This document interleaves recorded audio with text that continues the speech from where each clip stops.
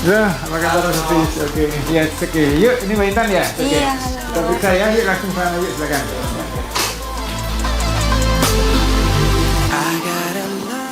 Oke, ini kita akan USG, kita mau lihat perkembangan kehamilannya ya. Bismillah.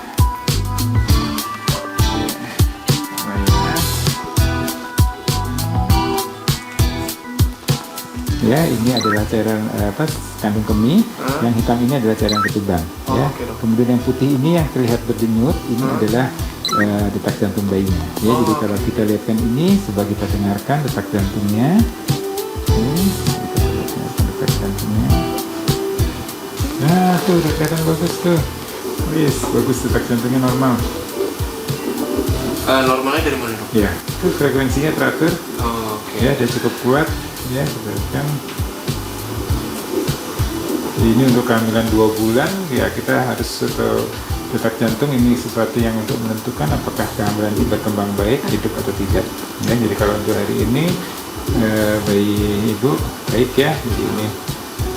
Oke, jadi kita lihat kan tidak ada kelainan ya. Ini rahimnya juga normal, tidak ada tumor-tumor, tidak ada kista, ya tidak ada. Miom juga ya, dok ya? Nggak ada miom, nggak ada kista, nggak ada apa-apa. Dok, Ya. kalau tadi kan dokter bilang ini kehamilannya aman nih, nggak ada Ya. miom, nggak ada kista. Sebenarnya tuh kalau bener nggak sih kalau kista atau miom itu akan keluar barengan saat proses kelahiran? Oke, Kalau sebenarnya gini, kalau kista tumor itu adalah sesuatu yang tumbuh di luar daripada rahim, ya. Jadi kalau untuk kista terutama, kista-kista itu adalah suatu tumbuh di ovarium, ya. Dia ukurannya memang bervariasi. Kalau ukuran di bawah 5 cm sih biasanya nanti dia akan regresi atau hilang dengan sendirinya.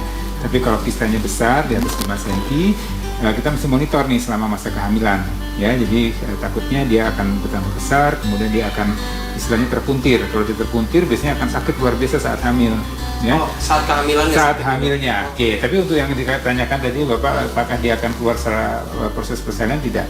Ya, jadi karena dia letaknya kan di luar rahim. Jadi pada saat melahirkan dia akan keluar bayinya, kistanya tetap ada. Ya, yang kita takutkan tadi kalau kista besar dia akan terpuntir, itu kita harus monitor selama hamil. Tapi kalau tidak ada keluhan apa-apa, kita akan monitor terus atau fokus terus untuk bayinya sampai bayi lahir. Setelah itu nanti baru kita lihat untuk kistanya. Tapi kalau untuk miom itu berasal atau menempel di otot rahim, ya. Jadi itu sesuatu yang memang akan ikut membesar karena efek hormon kehamilan. Ya, selama dia tidak mengganggu bayi, biasanya mengganggunya posisi bayi. Jadi biasanya bayinya tidak bisa kepala di bawah, dia bisa melintang atau dia bisa sungsang.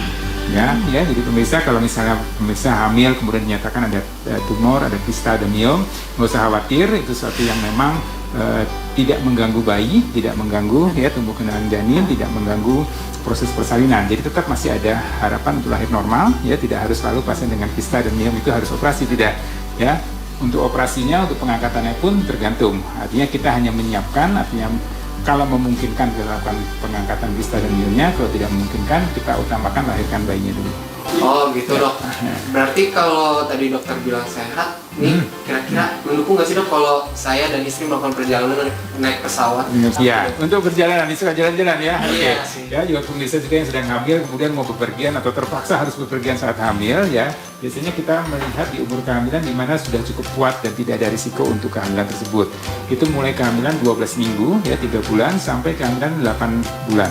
Atau kehamilan 32 minggu, ya. Jadi di antara itu kita tanyakan atau kondisinya selama tidak ada masalah, dia aman untuk penerbangan. Ya, masalah itu artinya tidak ada kelainan plasenta, tidak ada pecah ketuban sebelum waktunya, dia boleh untuk pergian, ya.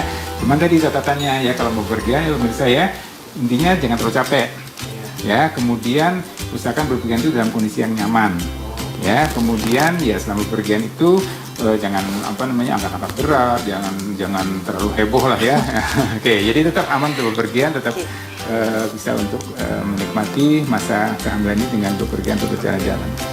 Ya, terutama untuk perjalanan dengan pesawat udara kan tadi ya. Betul. Ya. Dok, saya mau nanya nih, kalau misalnya makan kerang saat hamil, itu boleh apa enggak? Kerang itu sebenarnya satu makanan yang baik ya. Jadi kerang itu mengandung omega 3 ya, mengandung EPA, DHA yang baik untuk pertumbuhan mata, ya, pertumbuhan otak dan saraf pada bayi. Ya, jadi itu kondisi atau kandungan yang ada dalam kerang tadi itu sama seperti kandungan dalam salmon. Ya, jadi boleh ya. Jadi pemirsa juga kalau yang Dok, boleh nggak sih makan kerang? Oke, boleh makan kerang ya, karena kerang itu baik, isinya nilai proteinnya baik untuk perkembangan janin. Cuman hati-hati ya, jadi kalau makan kerang jumlahnya jangan terlalu banyak.